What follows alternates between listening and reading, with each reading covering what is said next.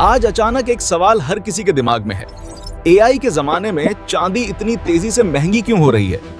AI चलाने के लिए सिर्फ सॉफ्टवेयर नहीं बल्कि भारी हार्डवेयर और इंफ्रास्ट्रक्चर चाहिए, और इसी हार्डवेयर में चांदी का इस्तेमाल तेजी से बढ़ रहा है।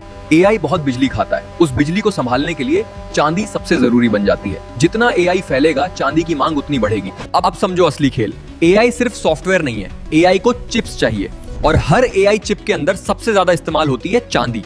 एआई चिप्स को बहुत ज्यादा सिल्वर चाहिए, और जैसे जैसे एआई बढ़ता जा रहा है वैसे वैसे सिल्वर की डिमांड एक्सप्लोड हो रही है। अब ध्यान से सुनो, ये उछाल कोई शॉर्ट टर्म नहीं है। एआई ने डिमांड का गेम बदल दिया है, और यही असली वजह है जिससे चांदी मजबूत दिख रही है। जिस तेजी से एआई हार्डवेयर और डेटा सेंटर्स बढ़ रहे हैं, उनमें इस्तेमाल होने वाली चांदी की डिमांड आसमान छू रही है।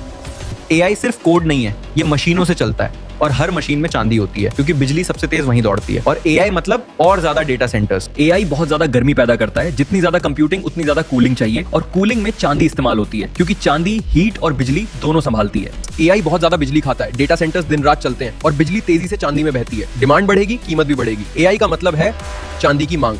एआई सर्वर्स में हाई करंट चलता है, कॉपर जल्दी गर्म होता है, सिल्वर की कंडक्टिविटी सबसे ज्यादा है, इसलिए क्रिटिकल पार्ट्स में सिल्वर यूज होती है। ये हाइप नहीं, इंजीनियरिंग है। अब बात सिर्फ एआई सर्वर तक सीमित नहीं है।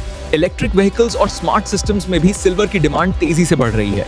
तो पूरी कहानी एक ही है, एआई, डेटा सेंटर्स और इलेक्ट्रिक सिस्टम। जहां हाई करंट है वहां चांदी है, क्योंकि सबसे तेज कंडक्टिविटी उसी की है।